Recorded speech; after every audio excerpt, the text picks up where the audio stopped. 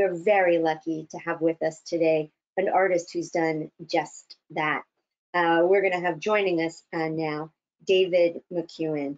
And David is a graduate of OCAD and a fellow of the Royal Canadian Geographical Society.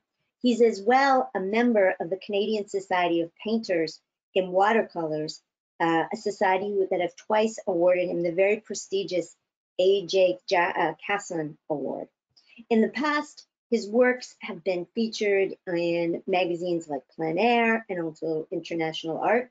More recently, a great feature piece on his polar adventures, very specifically, was in Artist magazine. And I do believe, David, that your book, Antarctica, is being updated. And hopefully we'll all be able to have a chance to take a look at some of your watercolors then.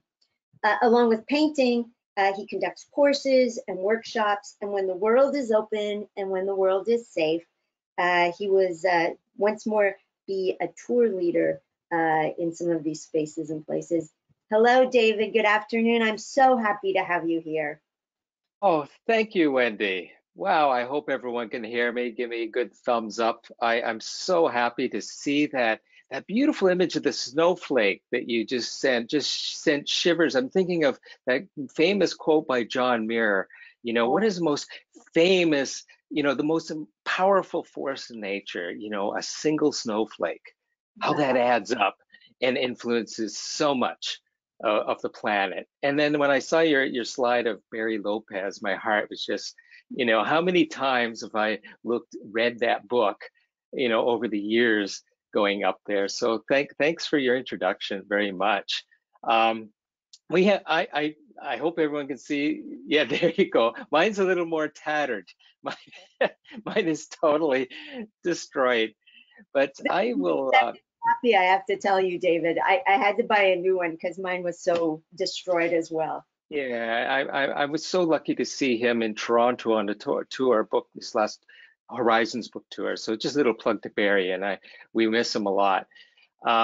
Boy, I am so excited to share some stuff. We're not just gonna maybe talk about some images. I hope to show you some video, and at the same time as Wendy and take you to the polar regions, maybe take you to Antarctica, take you to literally standing at the North Pole. We'll circumnavigate both poles. And in that video, we're gonna have an informal chat while I show the video. And maybe after that, I'll give you a walk around my studio. And I have a lot of paintings in there. If we have time, it's up to Wendy. She want to ask me. And maybe some of you will have questions. How do you paint in the cold? Or why do you do it? Or what kind of brushes do you use? All that kind of thing. So we'll get to that in a minute. And I'll fire.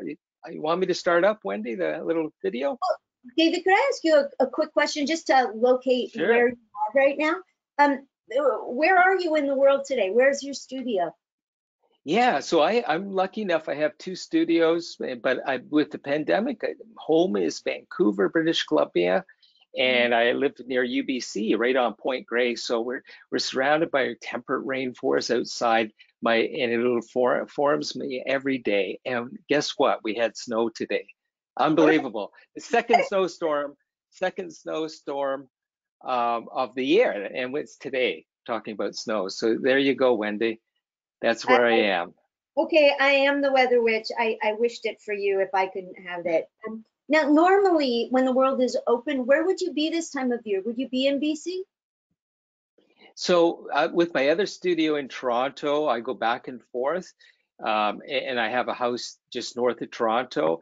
So I'm there a lot teaching, doing a lot of things in Southern Ontario, but normally right now I should be in the Ross Sea in Antarctica. So I've been working with many tour operators.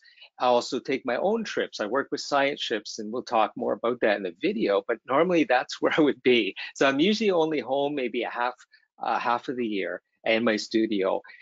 Predominantly, I'm a plein air painter and do my research and travel the planet with my wife, who's a renowned wildlife photographer, Daisy Gilardini, and we often work together and do that and travel. So home is, most importantly, is being present where I am. Being trained as an artist, it's not how far I go, it's how well I see. And for me, that is what's so important.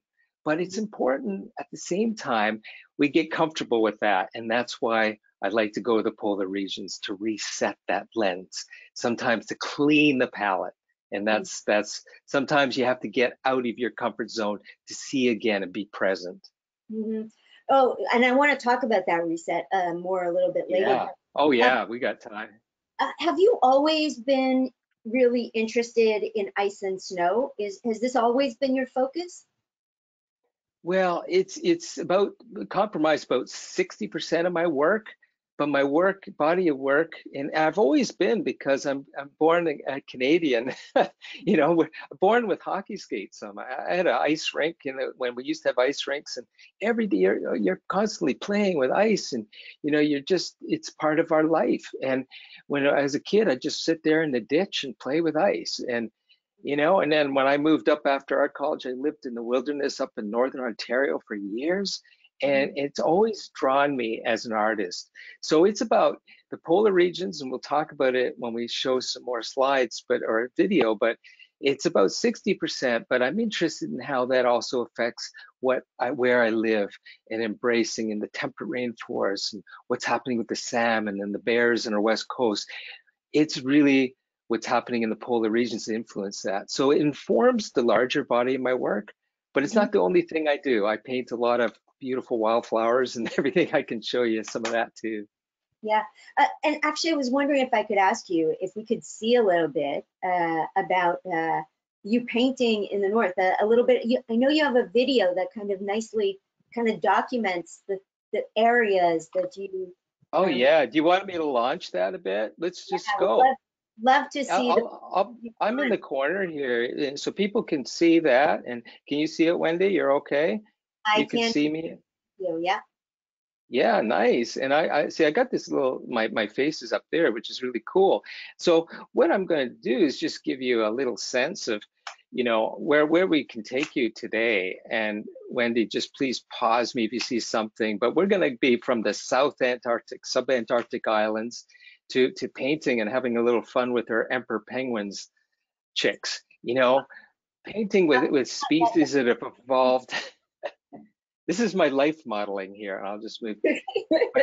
But this is my backyard in BC. We have spirit bears, and I paint a lot with bears. But it all comes down, when you talk about philosophy, and I'll put myself back up here. And, about it all comes back the simplicity of tools. And I've traveled and done this for 30 years now. And it was just after art college, I decided to take up watercolor. I had a good teacher, and I work with just a couple brushes and 3 or 4 colors, and that makes the light that has taken me on this incredible journey. And it started in Ontario. It started with the pine forests, Temagami, the great white pine forests. And so I went from being really interested in the forest and what was happening. This was in the late 80s, with the environment movement was just taking hold. Global warming was just starting. More climate change hasn't become an issue. It's more about global warming and the pine forest. And it shaped at the same time that kind of going from the close-up of trees and then learning the medicine in the forest. So here's an art college person going out of my class and just spending time close to the earth. And it was from there that I just sort of slowly went north, got a job living in the Algoma region, heart of Group of 7 country, and lived in the right where A.Y. Jackson painted. I lived there for 6 years, no running water, electricity, and just hauling water. Like right now, I'd be cutting that ice hole open. And it informed me a good training as a young artist to paint in the heart of Group of 7 country, like in the Agua Canyon, just this. And the curiosity, like what is north of that? How do these things, these go? Wilderness. And being Canadian, we get this beautiful 4 seasons that really inform it. The ocean of Lake Superior was a huge influence on me. The wet and dry, but all these things are dependent on what happens around the planet. So some of these, for those that are interested, are huge watercolors. They're 60 by 40 inches watercolor. And I kind of, early in my career, it started to develop a theme of water. But Mm-hmm. I didn't know or could even imagine going farther north than, say, Northern Ontario. But eventually, I have family in BC, and I would crisscross the country and the Rocky Mountains, and we get that polar experience, and we see these vast changes of glaciers changing. And this is good to pause here in our mountains right here. And then I got these are some of the largest watercolors I've done. So not just polar regions, but intense rainforest. This is 16 feet by Clayoquot Sound. So I started my career as an artist, but also as an artist interested in the environment and how these precious places.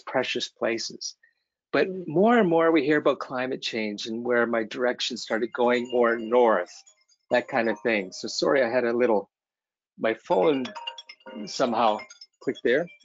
Do you hear that? Sorry. Yeah, we can, but it just no worries. Yeah, I muted it. Sorry about that. Yeah, Nope. I thought I had that. So gosh, I kept going north and north here to the Yukon, and and my first trip, Wendy, and I have paintings I can show you. It was 1999 to past the Arctic Circle and Denali National Park, and that's where we're going to take us to. You're going to see now is the real high Arctic areas in a few minutes, and it's there that I started painting the polar regions. So What here you see it. Sorry? David, if I could ask you to pause for the video for Oh just yeah, I paused now. I wanted to get to the map for you here. wonderful, because yeah, I'm amazed by all the places you've ended up going. Those dots are, yeah. But if we could just for a minute, could you talk a little bit about that very first trip that you took to the polar regions? First off, what drew you there, but then also, what was it that that you saw? Because as you can see, for those of you who are watching right now, the screen, these are all places that David has actually visited, and it's incredible. Was there something that first time that you remember that stayed with you? Yeah, two. I mean, there's two incidents. Like the first time going past the Arctic Circle, but it wasn't really in that winter. It was more in 90 late 90s, up the Dempster Highway up to where you could drive to. And there's something about I've never seen so much space. And coming from land of trees and to see no trees, that's what struck me is this openness. So vastness, openness, seemingly barren, but then an incredible rich microcosm. I remember being that moment where you just, again, it triggers that ever present. But the true, going farther than that, I think it's my first time seeing like the real icebergs. Like in the early 2000s, I was on an icebreaker. And when I land down in Resolute and you get off that plane, and I see my first iceberg. When you see your first iceberg, it just changes your life. There's something about, and I can still remember that day. And like the smell, you can smell, you hear the crackling and popping, and this ominous light that comes from within and on it. Oh man, it's reflecting on the water. So those are my two, and they're like right there. Now we've seen thousands of icebergs, but I take people to see them. When we see our first one, it takes me back, and I said, yeah, this is big. Was that what led you back? Because as we can see, how many trips now have you taken to polar places, David? Probably about 80. I count them, 80. Some are long ones, so they make like 2 or 3. But when you're on, say if I'm working with a tour operator, eco-tourism, or like really going in, so we'll go back and forth. But I've spent about 2.5 years just on ships, icebreakers and various ships, also sailboats, but also time on land and that. And it's just, and my interest has been all these places, not only those locations on land, I'll fast forward this, but also on sea ice itself. And I think I've really been fascinated with, how this is moving. When we look at NASA's animation, and a lot of you've seen this on the web, And we look at, say, right now, 1990. And this is where I started going up to Yukon, and I know this is going on. That whitish ice there is that multi-year ice, that all important topsoil. That is just, it is our refrigerators. It's affecting our whole climate. It's so important, but it's disappearing. So you see 2007 there in the top, 2008, I've painted in all these different places on that white ice, and I've been mapping it out, and I have paintings you go with this slideshow, and when I do longer ones, and you can see how desperate things have been changing. So that's sort of another incentive. Why did I go up there?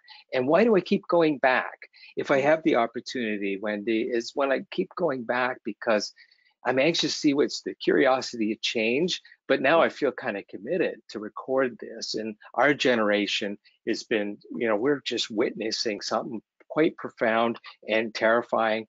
But to be with, how do I get up there? So I've been on nuclear icebreakers. I've been on just skied to the North Pole in 2009, pulling a sledge. That was something you'll see that in a minute. Cold, none of this +6 or whatever. This is -40. But also sailboats are great, steel reinforced sailboats. Luxury cruises. I've been an artist in residence on a lot of, and I probably traveled with some of you in our audience. But the first time, and I to the North Pole, this is exactly on the North Pole in 2007. I've been painted there several times, but you imagine geographically standing at the top, and everybody in the world is 6 billion, I don't know how many billion people, they're all south of you. It's quite bizarre. But there is no geographical location. It's constantly moving. The ice is moving. So you'd be at the North Pole for a 2 minutes, and then you drift. You're drifting. It's just unbelievable. But what we have here is these meltwater pools, and they're so sublime, the turquoises, the light, the sun is not setting. So this is summertime at the North Pole. It's not winter, but it's still dominated by ice and light. And that was the easy way to go on a nuclear icebreaker. But you might want to ask me to pause when I start showing these ones. This is when I did the ski trip and where I get into extreme painting. This is my silly, sorry, I paused it there. Well, I love this, and it actually was my question, because I was interested. Like, what do you take with you when you go to these kind of extreme? First off, like just gear wise, because we saw you pulling this sled. Like, how do you pack, David? How do you pack? Yeah, it all goes into that sledge thing.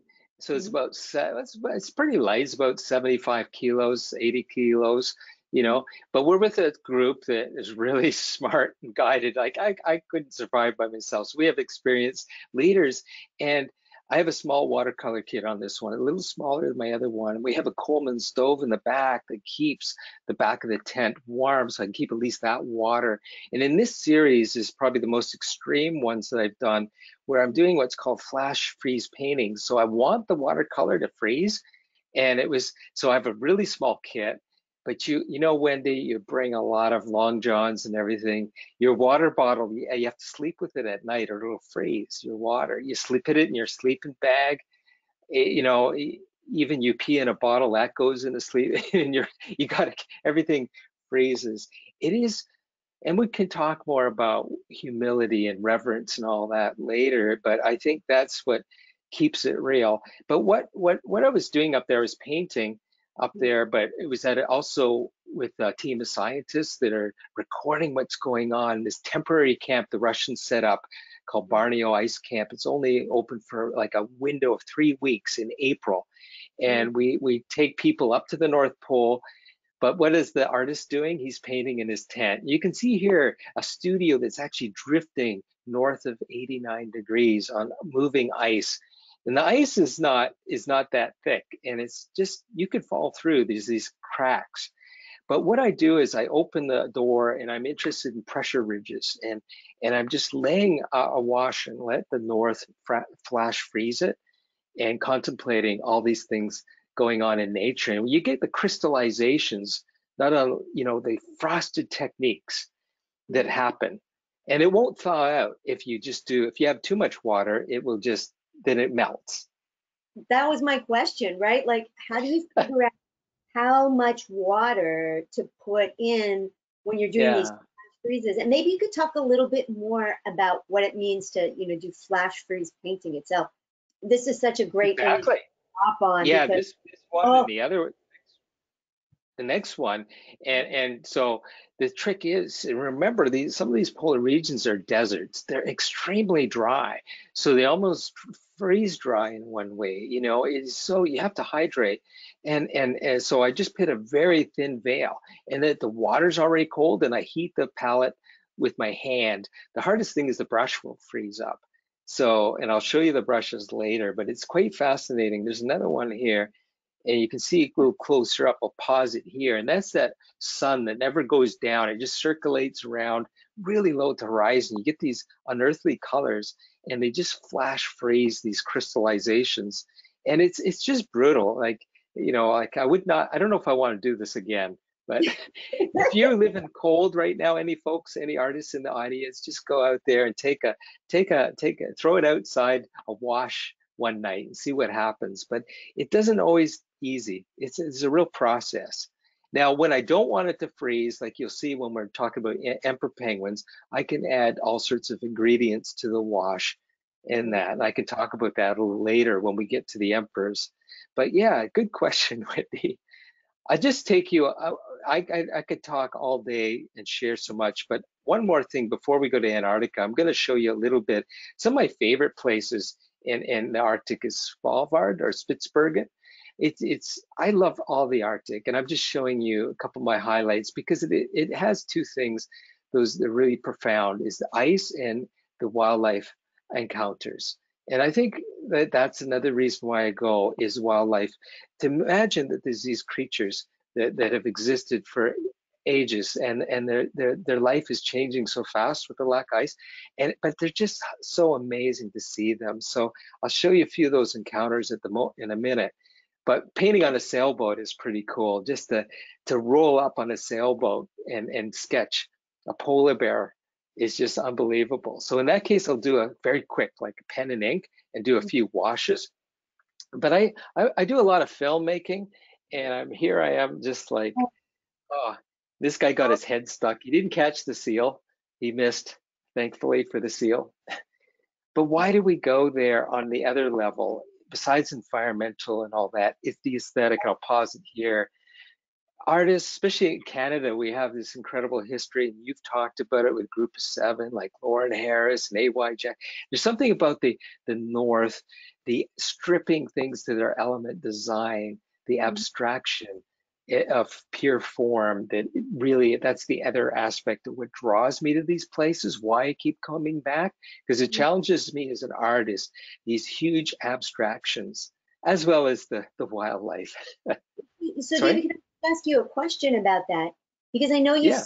said that about this, it strips away so much, and you get the kind of elemental elements. And you've described it, I know, in things that I've been able to read, as almost surreal forms. Could you talk a little bit about that idea about the forms themselves before we have a chance to look at this guy that we've got on the screen? Yeah, absolutely. And I could go back, but I don't want to skip the video, but I'll just talk for a minute about that. Absolutely. And we can actually look at some original works later, but man, there's something about, I mean, when you're studying art, we start off representational, and then we have to learn, and modern art tells us to learn to deconstruct all that into its pure form. And then I remember at art college studying the expressionists and like Kandinsky's work, and what is color doing to us inside ourselves, what the effect of form has on our psyche, those archetypal things. And that's the beauty, when we're in a landscape that is stripped of pretensions, and you said surreal, but also just form itself, and how they can have profound effects on ourselves and the viewers. So that is an exciting thing that draws me. And so when I'm painting, now it's a teacher. These icebergs are teachers, and they've informed me. so much to try to convey those feelings just with the pure form, the abstraction. And then I bring that and make it very representational again. Mhm. And that back and forth, right? That between the Oh, abstraction and then the kind of realism. yeah, it's a teacher, it's a teacher. All my paintings are still abstract when you look close, but in this case with the polar bear here, you can see it's obviously very realistic, but when you zoom out in it, you can see the abstraction in the ice here and looking under and over. And I'm really happy with this painting. It was actually, if you're into Group of Seven, this won the AJ Casson Award in 2019. Just not bragging about that, but that means a lot to me because Oh, if you don't know some of these artists, they really opened up some of the world to Canadian, the Canadian North. So to get that honor was something, but to look into the ice and look above the water, that surfaces, there's something about surfaces that I'm really interested in. and reflection. So many of your works, Yeah. David, also have this idea of a reflection. Could you talk a little bit about that as we're looking at this? Is stunning, by the way. I've had a chance, and I hope you all will as well, to go to David's website and look at and spend some time with these works. And so much about the reflection of these elemental or sometimes surreal forms in the water. That's a first off a technical expertise. I'd love to talk about, to have you talk a little bit about the technical elements, but then also about pulling back a bit about why so much reflection. What's the value of that reflectiveness here? Mm. Yeah, it's when reflection, it's like the outside, the inside, you know, uh, top and bottom. There's something, first of all, yeah, it's intriguing on a technical level, but I think it takes the ordinary and makes it much more interesting. And when we look at, I live in the West Coast, and I'm surrounded by the native art here, and we got the totem poles, and you can see how all the art is, just reflects the water. And you look at them on your side, and especially on these reflections, you look on your side and you'll see creatures and faces, and they reveal it shapes the land. So by doing reflections, that's one way I see I'm actually, finding more information, finding these patterns. Every pattern in nature reflects in the creatures that evolve there, and us too. The more we live in these places, it shapes the way we think about it. But if we live there long enough, also physiologically. So yeah, I hope that helps a little bit. Oh, Reflection, but with watercolor, man, watercolor is the perfect medium of that because it's not only it's fluid, but crisp edges. You can soften a reflection in a second, and then if you know what you're doing, that is, and then the transparency and seeing through. So that's another reason I paint in watercolor. It's got that translucency, and we can talk more when we talk about light. yeah. So yeah, I'll keep it. Here's another one about light and reflections. And I think another thing about ice is just mind blowing is the turquoises in the ice. Some of when they roll over an iceberg, we often think of it as white, and I've stopped it there, but look at the color in this. This one just rolled, and we're looking into thousands of years of ice, and there's no air in it because it's so compressed. So just for a few minutes, we can see into it, and it's glass, and we're seeing a museum inside that. And for me to paint that, not only the reflections, but the translucency, like there's the full image. That's a Mhm. Monaco Bay in Svalbard. And it's one of our favorite places to take people Zodiac cruises around. And oh man, you get these moraine fractures in it. So what I do is I take that, and when you reflect it, then talk about surrealism, right? And Mm. it's interesting as a young, not student, before as a young person, I was drawn to surrealism, Dali and all the surrealists far before I was to say Group of Seven and all that. I didn't get the Group of Seven until I really moved up north, but I always liked that what would stimulate the imagination, and the north does that. David, I love this So, particular image just for the colors, like the oh things that yeah, you, sorry, I passed it. Yeah. no, but we see it here too when we're looking at it. you know what, we think so much about the North and these wintry places as just being white, but you've got so many colors in these landscapes that are here.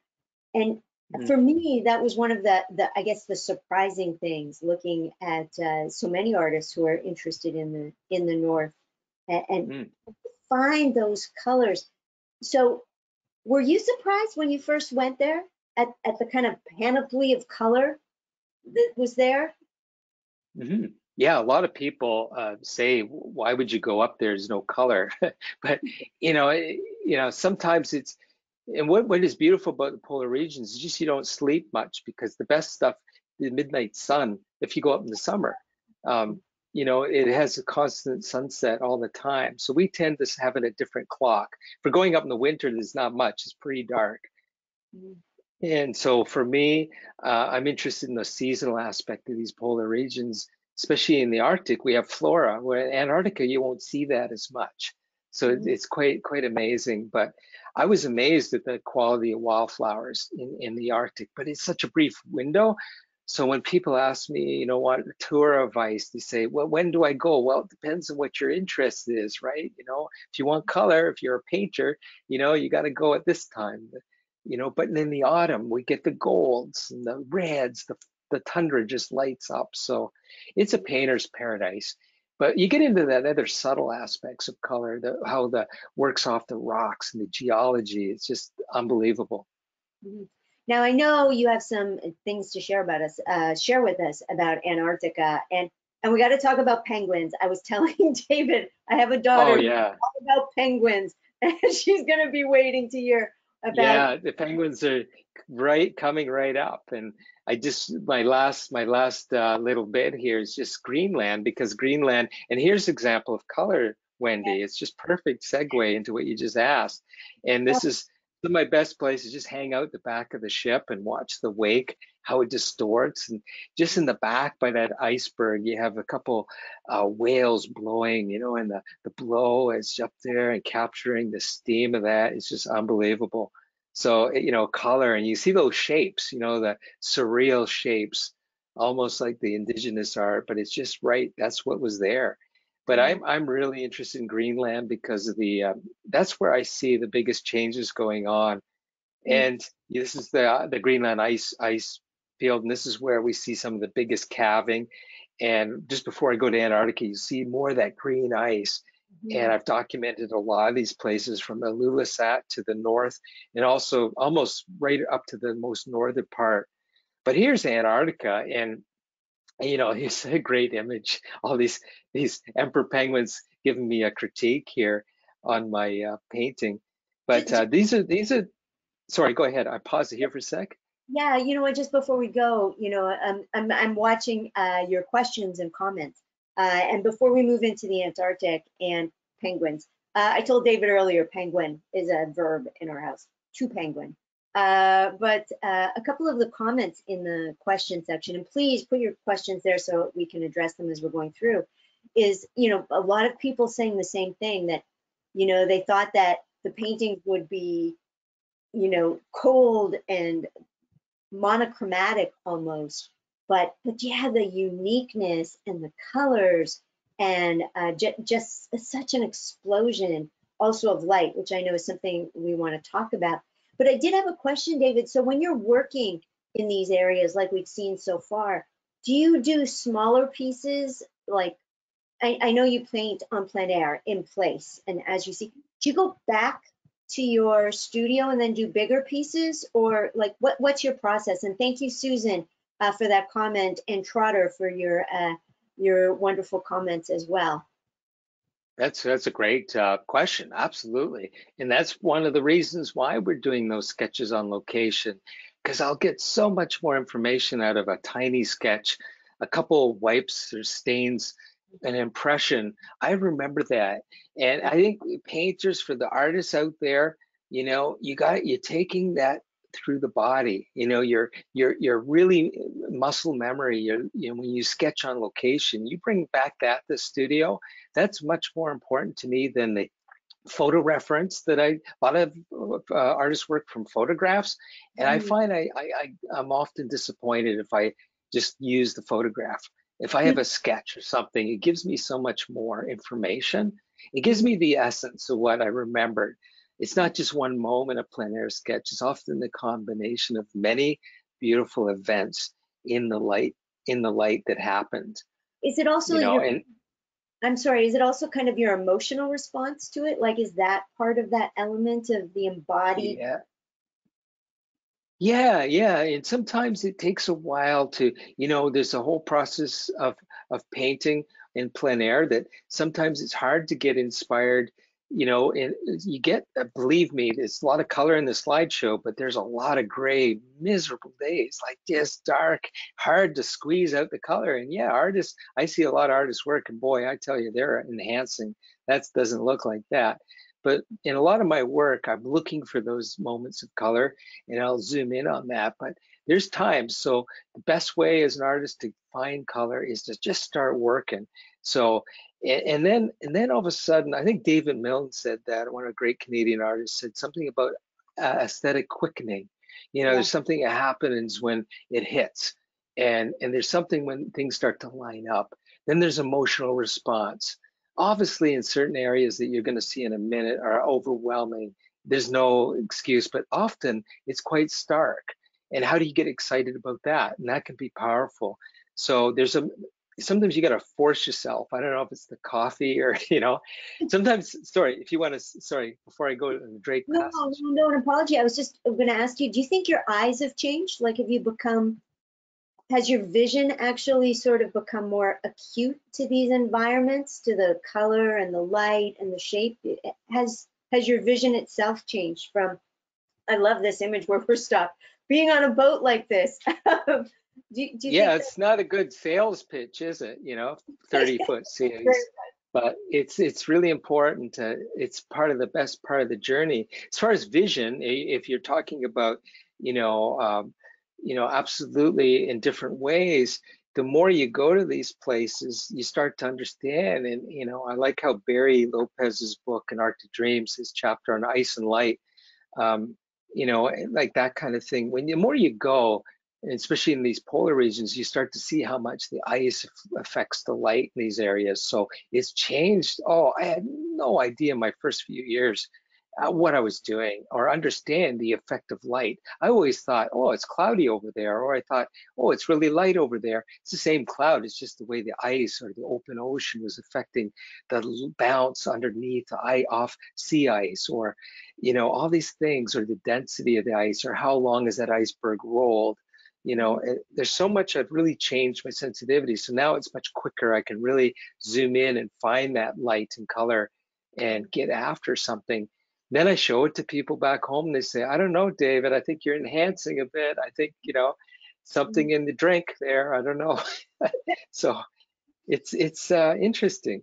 Here's the Drake Passage and 30-foot seas, but even that is exhilarating just to get to Antarctica. Sometimes we can fly there. Sometimes it's absolutely calm. But when you have some of the largest seabirds on Earth, a gorgeous albatross above you, and I like to let the environment, we talked about, sea spray and that, get into it. But when you get down to the Weddell Sea and follow the footpaths of Shackleton, we're going Yeah. to find the emperor penguins. And these are the greatest models, because they're about like 3 feet tall, and they stand up beside you, but they're so calm and they're curious and they have this economy. They're designed for conserving energy. And I don't have to say anything about the babies. Aren't they great? Oh my gosh, that's the most adorable thing. But he made it. He made it. You made it. But how do you paint? And this is where, if it is freezing and I want to get more, so here sometimes I'll just pause it here. I'll use a bit of Oxgall medium, so a flow medium with a bit of glycerin from the drugstore, and I put it in one of my pans, and it helps so it doesn't freeze. Sometimes I don't want the paint to freeze, so I'm Mhm. just giving little touches here and there and get those colors. But it all comes from the three primaries. I don't use gray or burnt siennas or that. And maybe that's why you know, you see the color in my paintings sometimes. I try to get that real freshness in the grays that are not kind of over. So it's just like life drawing class. You see these penguins moving in and out. It's just unbelievable. David So that Peter, would be a, Mhm. David go Peter, ahead. Jocko, thank you for your question, Peter. He's asking, do you use a special type of watercolor paint? Like what kind of paints themselves do you use? I know you just mentioned adding the glycerin to it to give it a certain kind of quality, but what about the paints themselves that you use there? Yeah, great question. And just after this talk, I can just quickly show you my palette. It's just a second, and it's so amazing. It's really good. You know, and this is the beauty of this. I can just quickly, you know, go like this for a second. If you can see my window here, isn't that cool? That's my, this is it. That's my kit right there. And it's just regular Winsor Newton. I'm just going to go over here, and this is it. Is it Peter? I think it was asking. And Yes. this is the kit. My whole livelihood comes out of this little Holbein kit here, and it's mostly Winsor Newton tubes of paint. So the binder is the same as your regular watercolor stuff. That's gum arabic is the binder. So Mhm. that also keeps it down to, like, you know, in Celsius, that is -1. That, but everything is in this kit. Isn't that awesome? Where I have my brushes, and it's been with me for 25 years. I picked this up and it's duct taped and it's been beaten, but it's amazing. So that's, I hope that answers your question. No, and Like the other, it's a great question, right? Because there's yeah. the vision and what you see there, but then there's also the actual physical act, right? Yeah, you'll see it. You'll see actually, and coming up in just a minute, and this is a studio painting that I would have done. You'll see in a minute exactly close up of how I'm painting and getting those ice colors. A Swiss documentary team did a really nice shoot. It's just 15 seconds. You see the brush and the paint going right up to the palette. But I tell you, penguins, a little more penguin fun. Okay, You do you know, see a lot of, you gotta laugh, David. You must be giggling while you're painting the whole time. yeah, absolutely. It's so here's a good example of how I'm painting. I usually it's finding the spot, you know, finding a spot. I often start with a bit of a sketch, you know, a light HB pencil here. I'm using that, and I'm looking for those colors. You see in the ice, there's these blues and violets. But how do I get that? And here's the paint that we are just talking about. It's awesome. That was actually Holbein paint, and I'm mixing. I like to put it right from the tube, and you can see up close here, and I'll just pause it there. You can see how it's not just one color of blue. Sometimes I put a light violet and then I'm dropping blue into it, and then they mix, and you get these variations of hot and cool blues. And that's what you see in the icebergs. It just, you can't buy a tube of that. If I could, I'd be rich. But you kind of mix it within the shape. So that's what's called wet on dry. And also a dry brush technique here that I'm using is just dragging, getting the texture using the side of the brush like that. Isn't that cool? Just, you know, one mark. And I started watercolor because I was interested in calligraphy, Chinese calligraphy, and Zen. There's something about its mark making that was amazing. When the cameraman was filming this, and I was just ready to do the sky flash froze. It was just Oh, perfect. It just kind of crystallized. But this would be typical of a studio painting. I come back and I do these penguins and that kind of thing. So we're almost finished if you want to know the video portion. David, Jenna is asking because we're watching you paint here, and what amazing documentary footage. And I know there's that documentary that we'll make sure Yeah, people have access to where they can watch it again. sure. But Jenna is asking, how do you keep your fingers warm to hold and What a great, control the brush? yeah, exactly. That is the best question. And I don't know if I have footage coming up here. Actually, I might in a second, but just, well, this is the big painting that's right behind me. It's the Orca and the Lemaire Channel. It's just there's something about that light and color. And you only see, I've been to Antarctica, I don't know how many times, again, every year for the last, except the last year with the pandemic, every year since the last 16 years. And I've done multiple trips every year. And I've only seen this kind of sunset 3 or 4 times. So it's a lot of luck. But how to stay warm? stay warm often is, besides, you know, gloves. I have gloves with the little mitts here, and here we go. This is a great picture. I'm just sitting there in the corner, right? And you can see I have everything on, like multi-layers, but also I have little fingertip cut on my gloves. And usually when I'm doing presentations, I bring that in the rooms, but I don't. And that little board you see I'm painting is clipped onto a tripod and often protects the wind.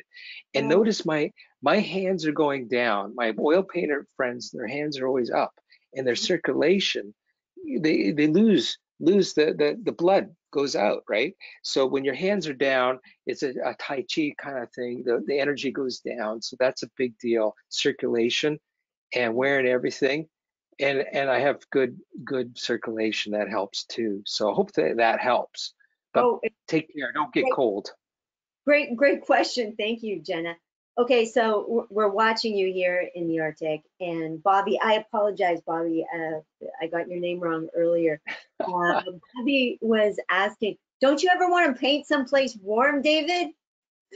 Well, hey, we can invite me next week, and I've spent a lot of time in Costa Rica, and I paint in Africa a lot too. So I just did a lot in Botswana. So when you go to my website, you'll see a lot of rainforests and also you know, elephants and zebras and stuff. So I spent a lot of time too. So you're seeing again 60% kind of the body of work. So I think, you know, it's funny. That's a good question because we're almost finished. Oh, look at this jumps. See how they torpedo out? It's so cool. So to paint that, I've never painted that properly. But it's funny, in the middle of the heat wave in Canada, that's when I paint a lot of Arctic stuff in the studio. It's sort of complementary. And then right now I'm painting some warm stuff almost. I want to paint some warm stuff. But David, so, yeah. I have noticed these images there's the board. Sorry, there's the board, and you know, just to show you, it creates a microclimate. Also keeps the rain and sleet and snow out of my painting. That's the other thing. How I use that board as a little umbrella here in the process. And we see your gloves cut off for your fingers. There you go. We got the gloves. We got them in the show. Yeah, and all these places and the wildlife, the seals hauled out. This is the thing with Antarctica, that there's no experience of humans where it's different in the Arctic, that they're not scared. They don't have that same fear. So there's a different feeling going to Antarctica that is quite overwhelming. And you get that sense, that incredible sense of otherworldliness and you know, just resets your soul. Absolutely. So this is the last couple seconds. And the original painting of this is actually framed on my wall behind me. And this is Paradise Bay in Antarctica, on the Antarctic Peninsula. It's quite a large painting, but it really shows some of these big glacial faces. So there's the little show. David, you know what? That's exactly what Jane Ross, thank you for your question, Jane, was asking. She said, you know, she would like to know how you decide how big to paint once you're back in your studio. How big the what a great question. What a great question. I think it's yeah, some paintings really need scale. You know, so physically I feel like I'm walking into it. And sometimes it's dictated by what I have the paper in stock and that too. Like, well, it's so intuitive, right? Some paintings, you know, they need to go a little bigger, like wildlife sometimes, or flowers. I do them quite large. Yeah, but every piece is different. One of the things you've talked about a couple of times, and please, if you have questions for David, put them in our question section. I've been watching as we've been going through, but we have a few more minutes for a few more questions. Okay. But David, I had this question, which is, you've talked about the Arctic, and I know you've written about this as well. And I'm seeing that gorgeous painting in behind you of those whales that you showed us. What a stunner that is. You've talked about how these landscapes reset. And I wondered if you could talk more about that, because, you know, we've been doing the series on winter, you know, winter landscapes and different artists and how they approach it to try to help ourselves get through the winters we've all been through. Winters on the outside, winters on the inside. So I think it would be, really valuable for us all to think about and to hear your experience about that reset that you get from these places. Yeah, absolutely. I think it's when we talk about a place going there, I've used the word reference. Yeah. I've used the word that there's a sense in that kind of concept or wonder too, and you've mentioned it too, Wendy. There's a sense of intense gratitude in that for me, a gratitude when I see a place that is still almost primordial or pristine, that hasn't been affected by sometimes the damage we've caused. That's one thing. There's a sense of absolute gratitude that something is like this still exists. That's one thing it can be.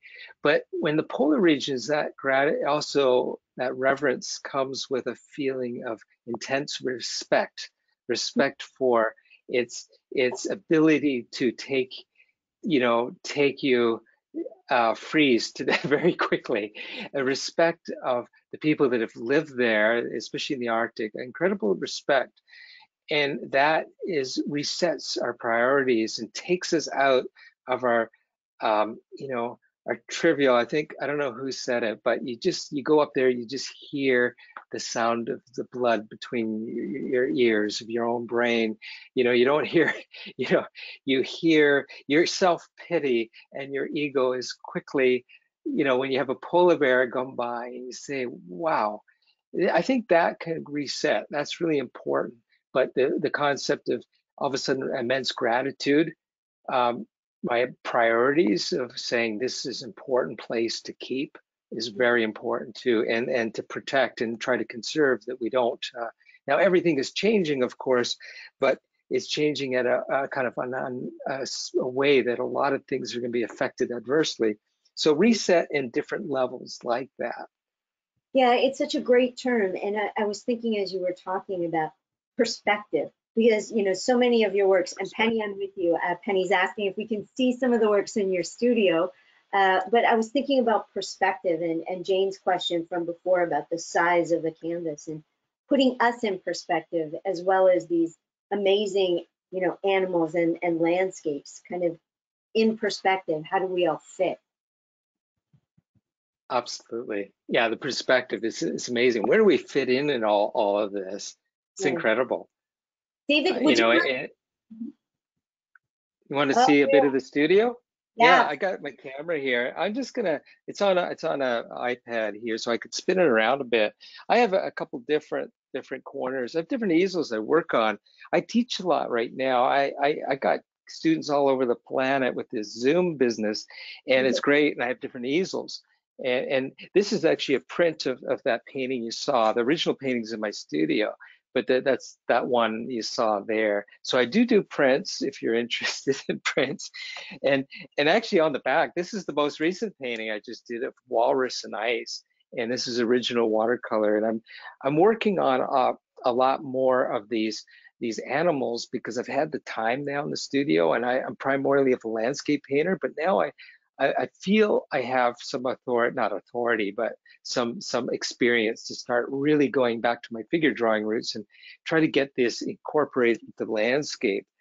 And as well as this is the time of year the cubs are going to start coming out of the dens. This is oh, I love this. Well, he's attached onto the board, that one, but it's pretty cool. So that gives you a sense of scale. When you said, someone asked about this size here, and this size, it's just a little smaller than life size. So when you frame it, it feels like she's right there. So intimacy can be really important. Let's go to this size. It's hard for you guys to get a sense of scale till I actually walk back here. You get a sense. This is a good example of a piece of ice. Here, actually, this is the one that was in this is 40 inches by that. It's a lovely 300-pound cold press watercolor for the artists out there. So it's quite thick. It's like a big board. And then this one here, this is one of the big pieces of ice too. And I have these big sheets of 40 by 60 that I'll use for that. And I don't always paint. It's not always just cold things. This is mountain wildflowers and the climate. This is in my backyard. These huge. I'm gonna walk it over to you. If you're feeling a bit dreary with my polar stuff, here you see some mountain wildflowers. This is from Joffrey Lakes, and I have a large body of work. And the reason I have so many in these, because with the pandemic, I haven't been able to get to my place where I usually sell these things. So that is a good example of a few of those pieces. When I come over to here and I teach, and to see some of the palette, and I'll just go down here. And what's so cool is I have on, when I teach, I have an overhead cam here, so you can kind of see my here. I picked for you folks a couple of the original ice paintings from the North Pole. Check that out. Isn't that cool? That's some of the actual crystallizations you saw in the slideshow. So it's a fairly small piece, and it's all hinged up like that. The originals you saw in the slideshow. This one in particular was not in the slideshow, but it was very effective. You know, all this kind of texture and the sun in that fog and just a little bit drifting by. So I don't use masking fluid or these kind of things. I'm just using the white of the paper. So it's a lot what's called negative shape rating. And that only happens once in a while, paintings like that. David, that last painting you just showed us, were you surprised yourself at the effect of the crystallization? I'm over the moon with it. And I'm like, I was so excited when I saw it happen, and I didn't want to screw it up. So when you want to take it back inside to thaw it out, you're worried it's going to melt. So I have to protect it between, you know, like I'm walking through, like the other people on the ship are wondering, what am I walking around like I'm carrying a pizza or something? I don't want it to get flattened. And then I lay it out on my bunk bed or somewhere when I come in, and it dried flat. So yeah, it happens sometimes. It's pretty cool. This is an example of one of the North Pole. You know, it's got some plastic on it, but that's those beautiful pools. And when you talked about size, also proportion on the paper is really cool. So long. So sometimes long can really be an interesting shape. Vertical, all that kind of things. And I just for today, I thought, well, I have so much work, and I'll show you how some of this was actually from the 90s here, some of the early from the Yukon, like it. And I used to put the date on. Now I don't do that. I used to put 1999. Now if I can sell it, you know, people think, well, that's an old painting. So I thought I'd just show you a few of those, but some of the earlier iceberg paintings. David, I have a few questions for you as you're showing us these, but that iceberg painting, wow. And it fits with the question I had from Cindy Van. Thank you, Cindy.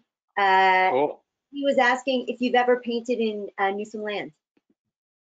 Yes. Oh, God. You want another slideshow in Newfoundland? Grossmorn Park. David, I didn't know you did Grossmorn. It's my place I go every summer. Do you really? I haven't been in a long time, but I did spend a painting trip there and painted. But I'm no authority. You know, I just a visiting tourist. I had a great trip. So yeah, it's very Arctic-like, and especially in the north part. Oh, it's amazing. Yeah. So yeah, and that's where we see some of the icebergs too. They're different, you know, in different parts of the world, we see different kinds of ice, and that's the other thing. I can kind of almost tell the different shapes of different icebergs when you look down on my other window, and I'll just go back to this one. It's so cool. Let me just turn this one off. This one down here, you know, I love when you get ice on that, you know, when it's really, you know, the reds and that kind of stuff. Isn't that cool? Get the color, the light, the reflection, so many of the things that we've discussed. David, do you ever? And this one, I'm just being asked by Jen. Do you use other media? Sure. Watercolor, or is watercolor? Oh, great question. So basically, you know, watercolor has been my main medium here, and I was trained in classical painting with oils and all the other mediums, and made a living do a lot of commercial art with acrylics. So absolutely, sometimes I still do acrylic acrylic commissions, but I find over the years I got allergic to oil paint, and I started to affect my health, and I just gave up on it. And that's where watercolor was just a perfect fit for me, and travel. I mean, when you there's painters in this audience, I know, and traveling with oil paints is tricky on air, you know, and all that. Watercolor, especially working on ships, watercolor is so much more disposable than that. But good question. I found that watercolors also helped when I do back and work on that mediums. It's really, I think it's a very hard medium, watercolor. So once you know, get a mastery of it, yeah. So David, I often, when I've been teaching and talking about watercolors with various artists, I often tell people go to the dollar store and buy a little set, just the cheapest set of watercolors, and just mess around with it a little bit so that you understand how difficult the medium is to work with. It's unforgiving. This is my question to you. You know, it's an Yeah. unforgiving medium in many ways, right? Well, it is, but you know, I think it needs proper instruction. And when I'm teaching, and I teach a lot, I've been teaching a lot. I teach like at the I do the courses online for the McMichael collection, and you know, they started me in this virtual thing, which is a great Canadian art gallery and collection in Yes. Ontario, and I started there doing their virtual program, and you know, you need that kind of, you know, it's just the hydrodynamics, learning, you know, the amount of water on the brush. Master water first before you master gravity, water before you master paint. So that's my thing. Last but not least, I just, not last, but you run the show, but I did want to share, you know, what's happening over there. This is 100 meters from the back here. This is from last year, but this will be happening just in a few weeks. The swamp lanterns coming out of our old forest here. We have these ancient kind of old red cedars in my backyard here. I live on the edge of Pacific Spirit Park, and you know, no matter where everyone is, there's people from all over in this audience today. You know, for me, what's sacred is just where I am right now and getting out in nature and really taking it in. So what's getting me through the pandemic and not being able to travel is reaching out and, you know, to my local parks there. And this was Pacific Spirit Park, you know, just a walkway. And so it's not all just ice and cold, but I know that when I look at the forest fires, I had to stay indoors in Vancouver last week, you know, because we had smoke and all stuff. So there's incredible changes going on. So everything's interconnected, and that's the beauty of painting, you know, and seeing the world. You know, you're looking for relationships and connections, and so that's been my journey so far. Well, David, one of the things in all the artists that we've looked at in this series on, you know, kind of we've called it the Polar Express, looking at winter. You, Wilson Bentley, Snowflake Bentley, the artist of Cape Dorset. It's very much been about learning to see what's right where you are and finding the Oh, beauty, and really? not elsewhere and otherwise, right? We always think it's got to be elsewhere, but even in the snow, we can find great light and great beauty. I know I'm going to have to wrap it up at this point. And thank you everybody for your amazing Yeah. questions. We will continue to respond. And David, what a wonderful experience this has been chatting with you. And I have to tell you, I got married a little bit more than a year ago in Tofino. I know a little bit about your part of the world. I was supposed to be doing a trip there with our lovely Oh, partners at no. Worldwide Quest that had to be Yeah. canceled. But sooner or later, David, I'm going to get there, and can't wait to come and hopefully have a chance to spend some time with you and look Tea, more at tea, your. tea, teapot will be on for you. Absolutely. Come by for a cup of tea.